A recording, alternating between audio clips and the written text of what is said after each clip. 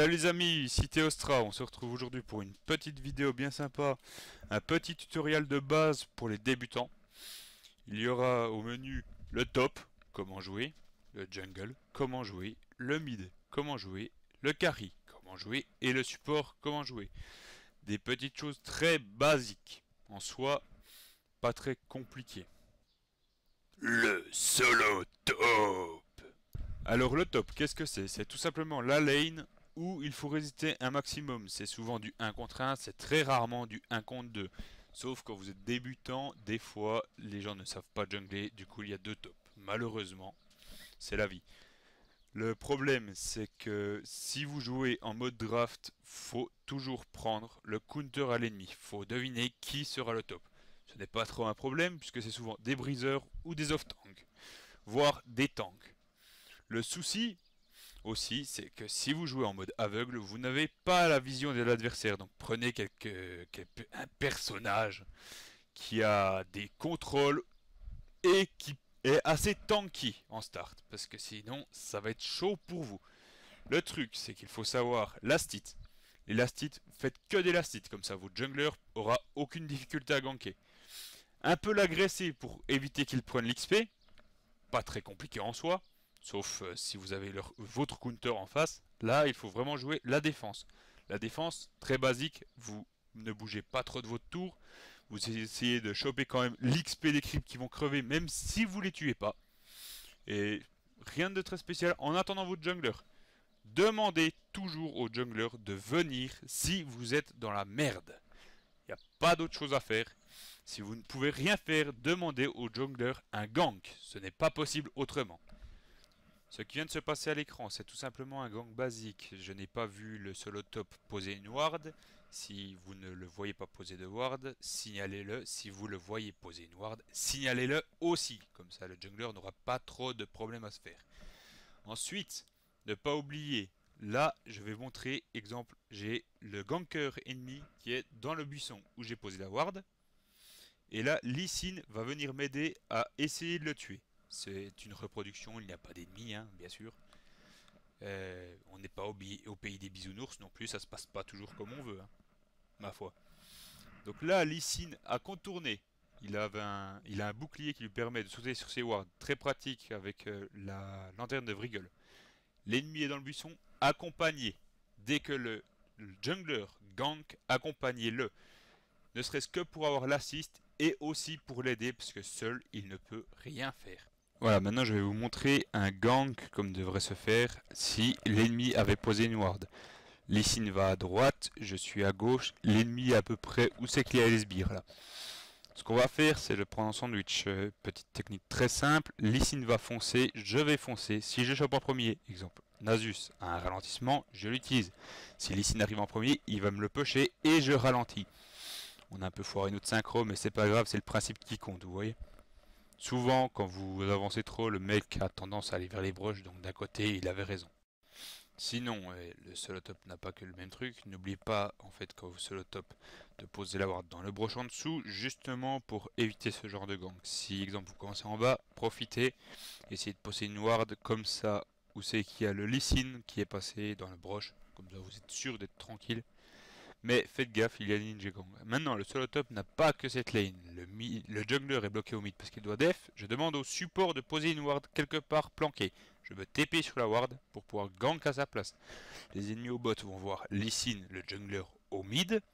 Le mid a du back parce qu'il avait low life. Et moi, je m'étais planqué dans un buisson pour téléporter. Du coup, personne n'a pu me signaler.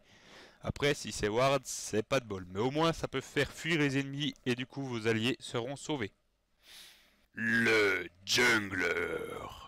Alors le jungler, qu'est-ce que c'est? C'est tout simplement la lane, elle reste en jungle. Je vous conseille vivement le smite, ça peut être utile même si vous ne l'utilisez pas au start. Des fois vous pouvez faire des traps en prenant un personnage sans smite qui arrive à jungler avec. Mais c'est très déconseillé.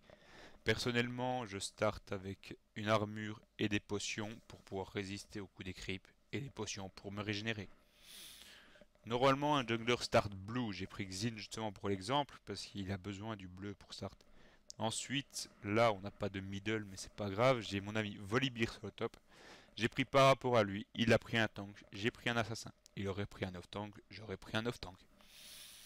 Après, le mid aurait dû se positionner dans le broche, le bout du broche, vous le verrez d'ailleurs quand j'aurai mid, là-bas, en haut à droite, et venir me pull. Là, ça sera Volibear qui s'y tape, mais bon, voilà, on n'avait pas d'effectif à notre effet, malheureusement, pour cette vidéo. Donc, normalement, le jungler, qu'est-ce qu'il fait? Il va prendre tous les creeps en jungle, comme ça, le top peut leveler aussi vite que le mid, aussi bête que ça. Après, ça vous permet d'avoir une force de gank, d'avoir des kills beaucoup plus faciles. Il y a un truc que j'ai pas montré dans la vidéo, mais je l'expliquerai plus tard. Je start les loups.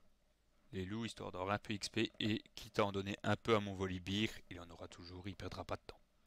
Après, je fais le bleu. Il y aura des pings pour vous montrer le tracé. Voilà, vous voyez. Ensuite, quand j'aurai fait ça, j'irai à mes spectres, j'irai à mes golems, et à mon rouge.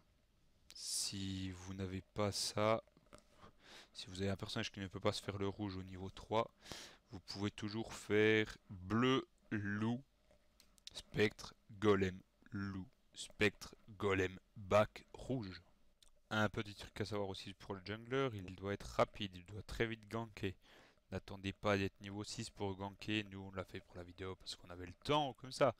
Et aussi pour vous montrer que niveau 6, la force des ganks est beaucoup plus puissante, mais voilà. Après, ça se passe pas comme ça, ben, comme je vous ai dit tout à l'heure, on n'est pas au pays des bisounours, merde, hein, malheureusement. Ça serait drôle qu'on soit au pays des bisounours, sérieusement. Putain, est-ce que ça serait simple? Après, ganker niveau 2, c'est possible, ganker niveau 3, c'est possible, ganker niveau 4, c'est possible. Les bulles, je conseille pas trop, parce que tous les personnages ont des bulles différents, etc., etc. Moi, personnellement, avec tous mes junglers, je start petite armure popo. Voilà, là on me ping au mid, je n'ai plus de AP mid, du coup je vais défendre à sa place. Je ne push pas les creeps, c'est interdit, façon de parler. Faites que le last hit si vous devez défendre une lane, comme ça évite que les creeps push trop, aillent se retrouver sous la tour et que l'ennemi les prenne tous sans aucun souci et du coup gagne des niveaux d'avance sur votre allié. Alors maintenant pour le Drake, tout simplement, pingez. Dites-le à vos alliés, demandez si les ennemis ont ward.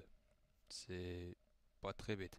Si les ennemis ont ward, n'y allez pas, vous serez grillé, vous ferez gank, vous serez mort.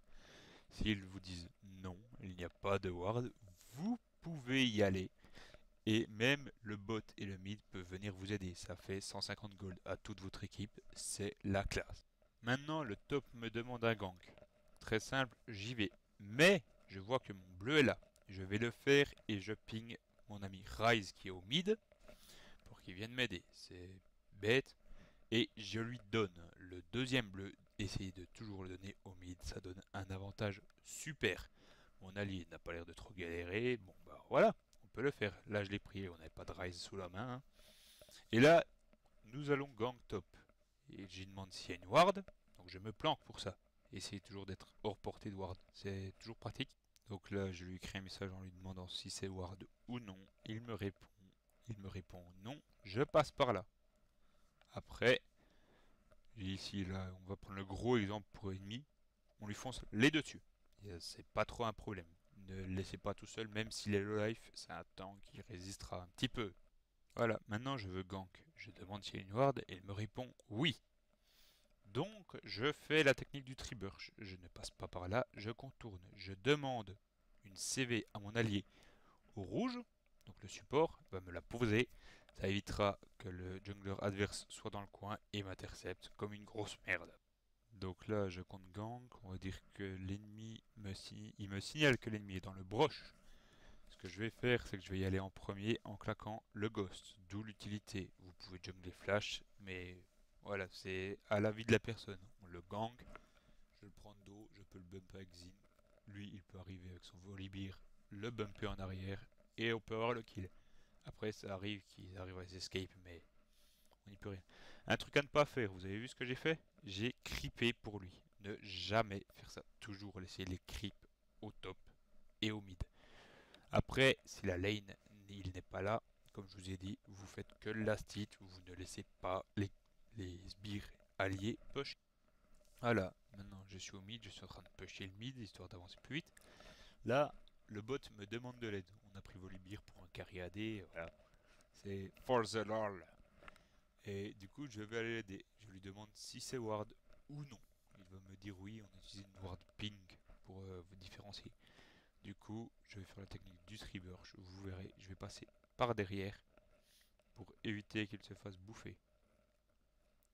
Donc là, il me dit que c'est ward, en m'ayant fait un signe. C'est celle-ci, on va dire. Je vais passer tout derrière, comme ça le ward ne voit pas. Et je vais longer le mur en bas pour pas que je me fasse griller. Une fois que je suis en bas, je peux gank easy.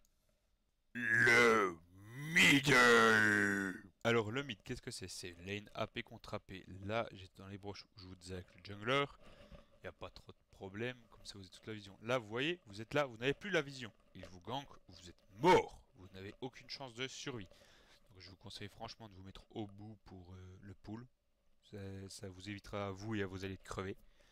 Et donc le pull, ça se fait, on n'a pas de jungler, voilà, me met la CV, je mets un coup. Normalement pas besoin de CV, mais bon. Après, c'est du AP contre AP, même principe que le top. Vous farmez, essayez de faire que des élastiques, comme ça le jungler a le choix top ou mid. Le bot, c'est une lane qu'on gank moins, mais souvent ça arrive qu'il y a des gens qui perma-gank, histoire de donner du kill ou carry AD. Après le mid, il y a deux wards à poser au middle si vous êtes dans la merde. Une dans les broches en haut et une dans les broches en bas. Essayez pas de faire kamikaze, je pose pas de ward, ouais je suis un PGM et je me fais buter par le jungler en face. Parce que si ça arrive, ça va vous arriver une fois, deux fois, trois fois. Et à la quatrième fois, on va dire feeding intentionnel, machin, report, report, report. Et c'est vous qui êtes dans la merde à la fin. Après le mid, il peut aussi faire comme le top, ganker vers le bas. Du coup, si le jungler est occupé, exemple au gank top, moi avec mon Rise, je vais le montrer, je peux aller au bot pour aider mes alliés. Rise est bon parce qu'il a du contrôle, il a une cage comme ça. Souvent, les AP mid sont demandés avec du contrôle, du CC comme on dit. Après, comme je vous disais avant avec le jungler, le deuxième bleu au mid. Du coup, là, on a mis H parce qu'on n'avait pas de jungler. Mais m'a pingé pour me dire qu'elle me donnait le bleu. Du coup, j'y vais, je le prends, je me barre au mid. J'ai un avantage sur mon adversaire. Si vous le donne pas, demandez-le quand même parce que vous en aurez forcément besoin. Sauf avec un personnage qui n'a pas de mana, Vladimir, Mordekaiser et autres, j'en passe. Il y a des Kennen aussi, voilà. Le carry AD. Alors, le carry AD, qu'est-ce que c'est? Le carry AD, c'est le personnage qui va vous faire des dégâts physiques. Souvent range, bot avec un support. Le support va toujours être derrière votre cul, il est censé vous protéger. Après, ça arrive qu'il y ait 2-3 erreurs du support ou de vous, toujours. C'est pas quelque chose en soi très compliqué à jouer. La seule chose que vous allez faire au début, c'est last hit et aider votre support pour les kills. Si vous avez un support agressif, profitez-en. Une fois que le support, exemple, Taric, stun, vous foncez, vous faites du dégât, vous vous cassez, évitez d'en prendre plein la gueule aussi.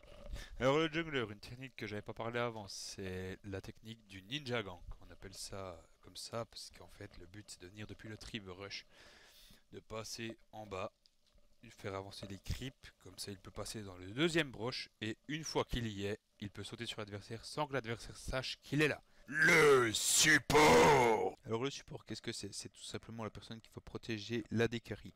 L'AD carry qui va dealer le plus de dommages, il lui faut donc quelqu'un qui le protège. Comme ça l'AD carry peut faire full stuff attaque. Et donc posséder 400 à 500 d'attaque en fin de game en frappant très vite. Ce qui permet de déglinguer pas mal de personnes quoi. Après, il faut avoir des wards. Une rose, vous la mettez au top ici, comme ça vous avez la vision du tree burch et du lac et une dans le buisson adverse. Comme ça, vous pouvez voir si le support adverse ou ils essayent de vous niquer en ninja. Après, un truc à savoir, c'est qu'avec le support, il faudra toujours, toujours surveiller votre carry. Les autres, limite, vous en foutez. À la grosse limite. Hein. Parce que des fois, bien sûr, il faudra les healer et tout. Mais surtout, votre carry. Restez tout le temps à côté de lui en teamfight. Un truc que je peux dire aussi avec les supports, c'est qu'il y a les supports offensifs et les supports défensifs. Soraka fait partie des supports défensifs. Sona, exemple, c'est une offensive. Taric, c'est un offensif. Et ça permet en fait les offensives d'emmerder les adversaires et du coup votre carry peut farm tranquillement. Après il faut prendre la technique, savoir si vous préférez jouer défensif ou offensif. D'ailleurs quand vous jouez support, vous n'osez prendre aucun creep, laissez-les tous à la des carries comme ça il sera stuff. Vous faites-vous des items à gold. Cœur d'or qui se retrouve dans les HP. Là il y a la pierre philosophale qui se retrouve dans la régénération HP ou régénération magique. Vous avez aussi la pioche de Cage qui se trouve dans la puissance et un autre, mais bon, c'est moins intéressant, c'est du dégât critique, c'est pour la Yumu, mais ça se fait pas avec un support, hein, je vous le dis directement. Sinon, niveau stuff, moi je vous conseille surtout vous starter item genre halo magique ou item actif pour les alliés. Vous avez une CV, c'est pas pour rien, si les alliés vous demandent, utilisez-la où ils le veulent. Et la fatigue, c'est pour protéger la décarie. Utilisez-la sur la décarie adverse, il perdra du dommage et de la vitesse, toujours pratique. Sinon, il y a aussi les items qui sont une fois actifs, donc appuyez sur les touches raccourcies 1, 2, 3, 4, 5, 6, qui permettent, exemple, la songe de Shurelia de faire courir tous vos alliés plus vite. Ça permet de fuir ou de chasser, toujours pratique en teamfight. Voilà, c'est cet item-là. Sur ce, j'espère que cette petite vidéo vous a plu et que le Beats Norris soit avec vous.